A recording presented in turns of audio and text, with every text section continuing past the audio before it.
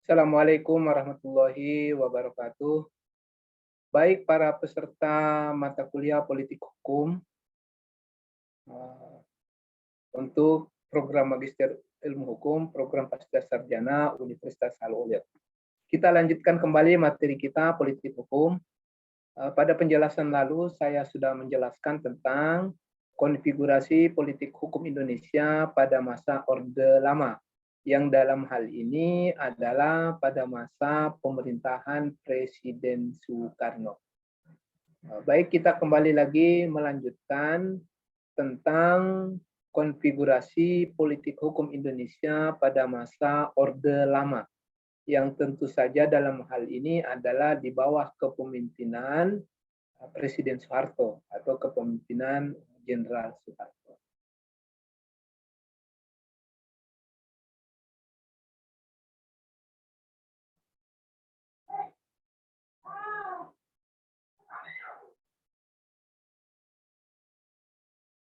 Jadi sekarang kita awali penjelasan tentang karakter politik hukum pada masa Orde Baru.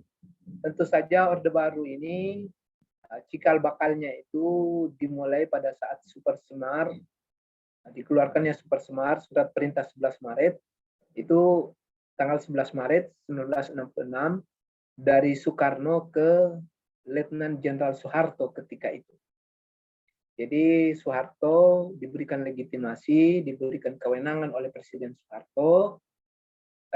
Soekarno memberikan kewenangan kepada Letnan Jenderal Soeharto ketika itu untuk mengendalikan keamanan nasional yang akibat dari rongrongan Partai Komunis Indonesia. Itu kemudian di keamanan negara ketika itu berada di bawah kendali Letnan Jenderal Soeharto yang ketika itu sebagai Panglima Kostrat. Itu diberikan kewenangan itu oleh Presiden Soekarno lewat Surat Perintah 11 Maret.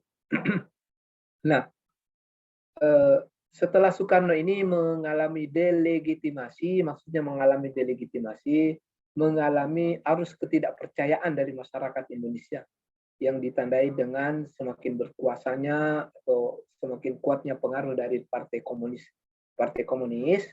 Kemudian resesi ekonomi ketika itu semakin memuncak, rakyat semakin mengalami kesulitan ekonomi, akhirnya Angkatan Darat bersama-sama dengan mahasiswa dan seluruh elemen masyarakat, dan juga itu tentu saja tidak bisa dipungkiri campur tangan dari pihak Amerika, itu tidak bisa dipungkiri, untuk menggoyang kekuasaan Presiden Soekarno. Akhirnya singkat cerita Soekarno itu diberhentikan kedudukannya sebagai presiden. Ketika itu diberhentikan oleh MPRS, itu disebut dengan terjadi impeachment terhadap diri Presiden Soekarno. Maka kemudian naiklah Letnan Jenderal Soeharto yang kemudian menjadi Jenderal Soeharto sebagai Presiden Republik Indonesia yang kedua.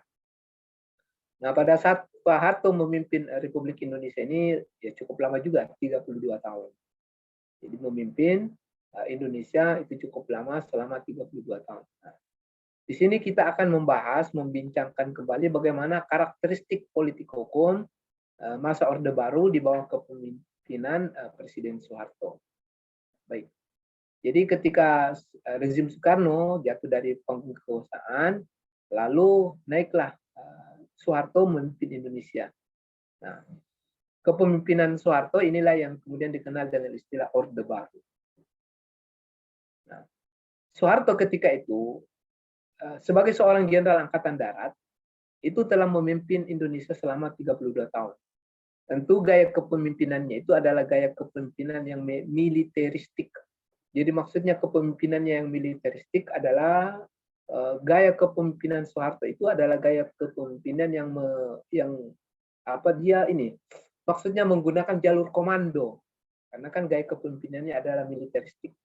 Maka pada saat itu dulu, pada awal-awal pemerintahan Soeharto, kita tidak bisa pungkiri dan kita tidak heran kalau dulu itu semua pemerintah daerah mulai dari gubernur,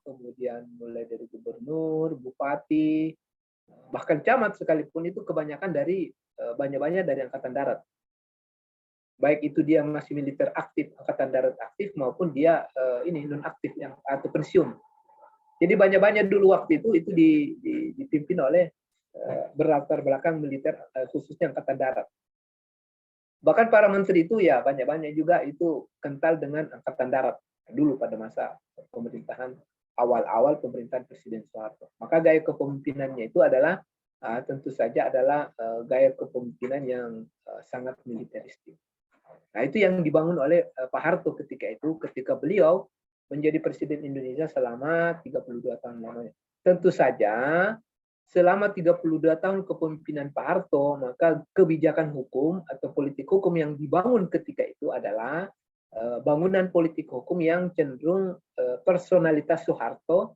Maksud saya cenderung pada personalitas Soeharto, gaya politik pada saat itu adalah gaya politik yang sangat militeristik. Maka tentu kepentingan politik hukum ketika itu adalah kepentingan politik hukum yang kecenderungannya adalah kepada kepentingan hegemoni kekuasaan Presiden Soeharto ketika itu. Dan ini kental dengan gaya militeristik. Nah, itu yang harus kita pahami ketika pada masa pemerintahan Presiden Soeharto.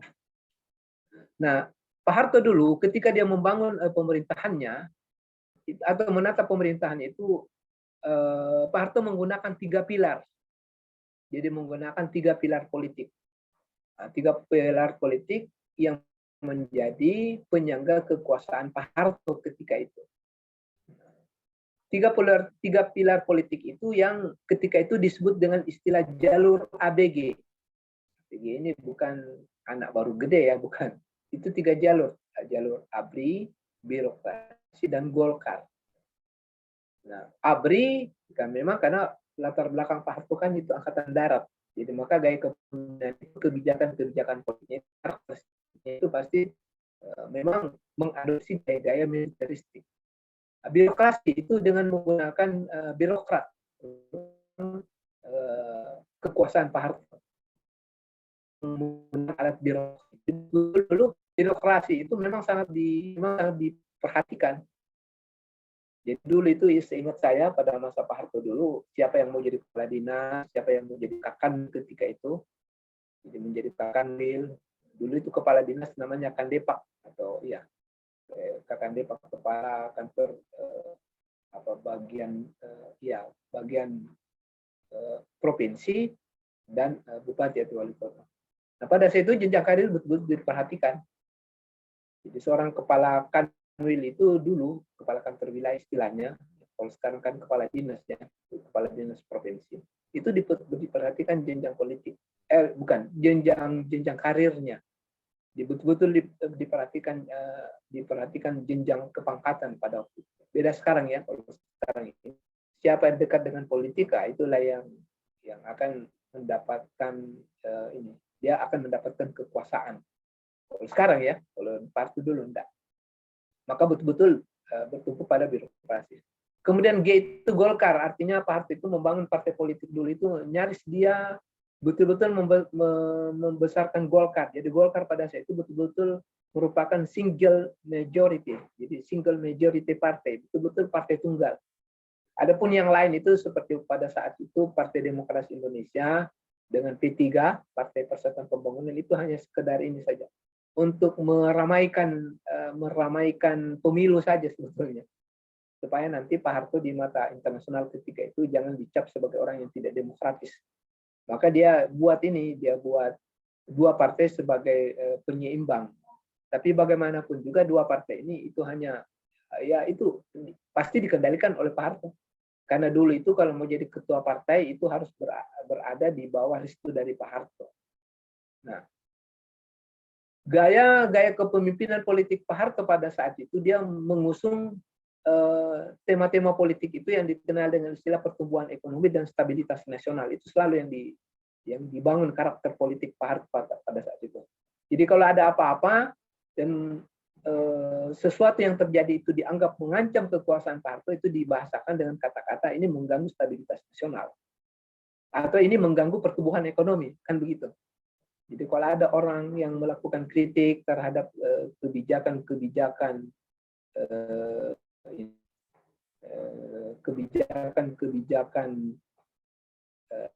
Pak Harto, maka itu biasanya dipelesetkan dengan mengganggu stabilitas nasional atau bisa menghambat pertumbuhan ekonomi dulu itu. Maka semua produk-produk hukum pada masa Pak Harto itu adalah produk hukum yang dinisbatkan, itu yang dikedepankan adalah untuk kepentingan yang dibahasakan oleh pada masa pemerintahan Pak Harto ketika itu dengan dibahasakan dengan demi kepentingan stabilitas nasional dan pertumbuhan ekonomi. Nah itu pada masa Pak Harto. Maka semua kebijakan-kebijakan politik, baik itu undang-undang yang dikeluarkan, undang-undang pemerintahan daerah, pokoknya semua undang-undang pemerintahan daerah, undang-undang pemilu, semua undang-undang yang dikeluarkan pada masa pemerintahan Pak Harto atau Jenderal Soeharto, produk undang-undang itu nyaris secara politik adalah berpihak kepada apa yang disebut dengan kepentingan Pak Harto pada dua segmen, yaitu pertumbuhan ekonomi dan stabilitas nasional. Selalu itu. Jadi kalau pada zaman Pak Harto undang-undang itu dikeluarkan, ditetapkan menjadi undang-undang, itu selalu dinisbatkan dengan kalimat-kalimat undang-undang ini demi stabilitas nasional. Undang-undang ini demi menjaga pertumbuhan ekonomi Indonesia. Itu selalu di situ. Maka itu yang terjadi pada masa pemerintahan Presiden Soeharto. Nah, untuk selanjutnya nanti bisa dibaca buku saya terkait bagaimana konfigurasi politik atau dinamika politik hukum pada masa Presiden Soeharto. Itu nanti bisa dilihat di buku Wajah Politik Hukum. Jadi Pak Harto itu kan berkuasa selama 32 tahun, itu yang harus diingat. Nah, tentu dalam masa kekuasaan Pak Harto selama 32 tahun itu kan ada juga titik jenuh, ada titik kebosanan, baik dari pihak internasional maupun pihak dalam negeri. Maka dilakukan semacam ada upaya-upaya bagaimana Pak Harto ini bisa dijatuhkan, akan begitu. Jadi banyak skenario yang dilakukan, banyak semacam grand design atau rekayasa-rekayasa tertentu yang dilakukan supaya Pak Harto ini bisa jatuh dari kekuasaan. Terutama kepentingan dari luar, terutama kepentingan Amerika. Maka ketika itulah di skenario mengguncang ekonomi Indonesia itu melalui mata uang dolar. Di konon dulu ceritanya Amerika itu mengutus George Soros itu untuk membeli dolar yang sebanyak-banyaknya di Indonesia. Nah, ketika cadangan dolar di Indonesia ini menjadi kurang, menjadi minim, otomatis mata uang rupiah itu menjadi merosot. Kan itu standar mata uang dunia kan itu dasarnya kepada cadangan dolar. Kalau kurang cadangan dolarnya, maka mata uangnya ini akan menjadi melemah. Nah, dulu itu George Soros itu disuruh beli. Jadi dibeli semua dolar-dolar yang ada di Indonesia, itu beli semua.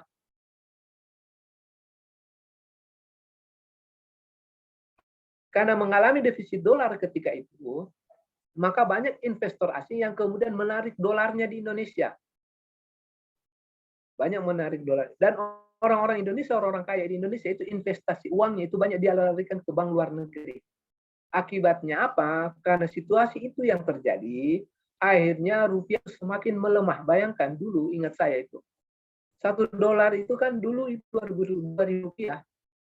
Akhirnya dengan direkayasanya krisis moneter pada tahun 1998, dolar itu akhirnya itu sangat drastis melemahnya rupiah terhadap dolar. Bayangkan, $1 itu menjadi 9.000 rupiah. Jadi pada saat itu banyak orang yang kaya baru. Ada orang yang asetnya itu dinilai dolar itu menjadi tiba-tiba kaya mendadak. Bayangkan $1 dari 2.000 menjadi $1 menjadi 9.000 rupiah. Dulu seingat saya itu saya masih dapat harga kalau kita beli satu bungkus itu 300 rupiah dulu. Sekarang tidak ada yang harga 300 rupiah. Jangan ke 300 rupiah, 1.000 rupiah pun ini sekarang sudah jarang-jarang kita dapat harga barang 1.000 rupiah. Rata-rata. Jadi, nah karena terjadinya guncangan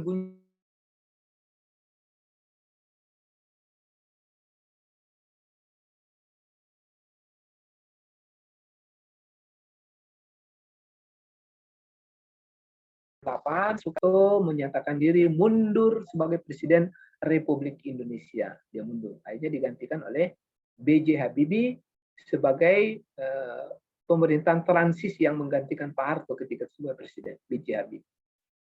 Yang tadinya kan B.J. Habibie wakil Presiden, Pak Harto menggantikan Pak Harto sebagai Presiden. Karena secara konstitusi kalau Presiden berhenti, maka yang menggantikan adalah wakil. Maka jadilah B.J. Habibie pada saat itu menjadi Presiden Republik. Nah, naiknya Presiden B.J. Habibie ini kemudian menandai politik hukum Indonesia, rezim pemerintahan Indonesia disebut dengan istilah era reformasi. Nah, pada era reformasi, kebijakan politik kebijakan politik hukum yang ada itu adalah tetap pada kepentingan pertumbuhan ekonomi, tetapi paradigma yang digunakan itu adalah paradigma yang berbeda. Dulu, kunci kekuasaan, kunci politik itu ada di tangan personalitas presiden. Satu orang pada presiden saja dulu. Jadi dulu kunci kekuasaan itu di tangan presiden. Jadi kalau Orde Lama itu kunci kekuasaan, kunci politik itu di tangan Presiden Soekarno. Pada masa Orde Baru, pada masa Presiden Soeharto, kunci kekuasaan politik itu di tangan Jenderal Soeharto atau Pak. Nah, ketika era reformasi itu terjadi perubahan konfigurasi politik hukum yang cukup drastis, termasuk juga partisipasi politik dalam hal menentukan kebijakan undang-undang. Tidak lagi berada di tangan seorang presiden, tetapi berada di tangan para elit politik yang ada di DPR. Itu yang harus digarisbawahi. Jadi pada masa era reformasi, karakteristik politik hukum itu atau karakteristik politik itu selalu tergantung pada arus kebijakan politik yang ada di DPR atau DPRD. Jadi kompromi politik dari para elit yang ada di lingkaran kekuasaan. Siapa itu? Para anggota DPR. Maka tidak heranlah ketika Gus Dur itu dijatuhkan dari presiden, di-impeach oleh MPR, yang kemudian naiklah Megawati Soekarno Putri sebagai Presiden Republik Indonesia menggantikan Gus Dur yang dijatuhkan, yang di-impeach ketika itu.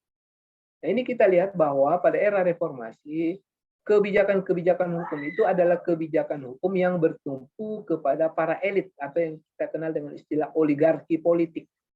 Nah, itu ya. Jadi semua undang-undang yang dilahirkan itu adalah undang-undang yang arus kepentingannya itu adalah arus kepentingan para elit politik yang ada di DPR. Nah, itu ya, yang ada di DPR. Maka lahirlah produk undang-undang. Semua produk undang-undang yang dilahirkan pada era reformasi itu adalah produk undang-undang yang selalu terkait dengan kepentingan para oligarki politik atau para elit politik yang ada di parlemen.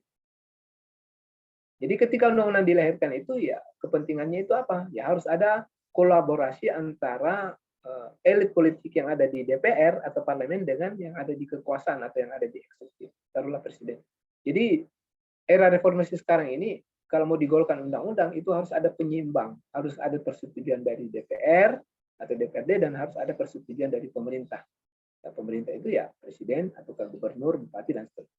Dulu pada Pak Harto dan pada Soekarno enggak. Tergantung dari presiden. Undang-undang ini lahir nanti dilihat dulu presiden dulu yang lihat apakah sesuai dengan kepentingan politik presiden atau enggak.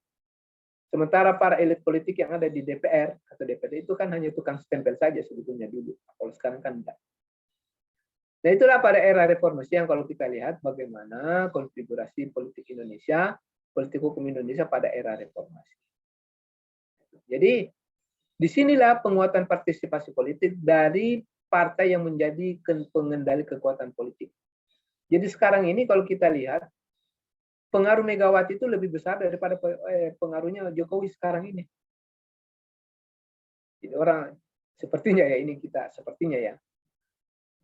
Sepertinya sekarang ini presiden itu lebih takut pada ketua partai, katakanlah PDIP. Jadi sepertinya lebih banyak berkuasa ini Ibu Megawati. Itu realitasnya ya.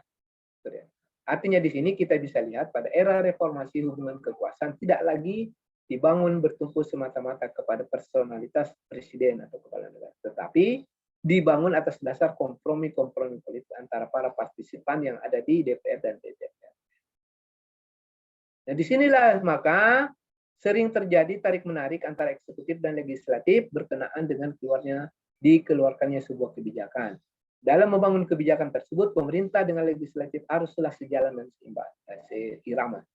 Jadi kalau ada undang-undang yang digolkan harus seirama antara presiden dengan legislatif atau DPR.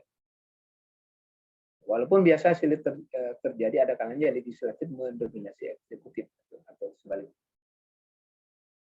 Tapi itulah yang terjadi ya. Nanti kalau kita berbicara tentang konfigurasi politik hukum pada masa era reformasi. Jadi di sini tentu sekali lagi saya memberikan penjelasan, kita harus pahami bahwa kajian politik hukum itu adalah kajian tentang politik. Arah dari sebuah produk hukum yang akan dikeluarkan. Apa kepentingan politiknya? Itu yang disebut dengan politik hukum. Kalau beda dengan kajian hukum politik, nah, hukum politik itu merupakan kajian hukum, nah, itu yang harus dipahami. Jadi hukum politik merupakan kajian hukum sehingga konteksnya haruslah dengan pendekatan hukum juga atau pendekatan normatif dogmatik. Artinya kalau kita berbicara tentang hukum politik ya sama masuk dalam ranah hukum publik. Jadi dia masuk dalam ranah hukum publik. Nah itu. Saya kira begitu kuli penjelasan saya terkait dengan materi ini, materi politik hukum, yaitu karakteristik politik hukum pada masa Orde Baru, era reform dan era reformasi. Dan untuk selanjutnya bisa dibaca buku saya atau bisa membaca di buku ajar di wajah politik. Demikian dari saya. Terima kasih atas perhatiannya. Assalamualaikum warahmatullahi wabarakatuh.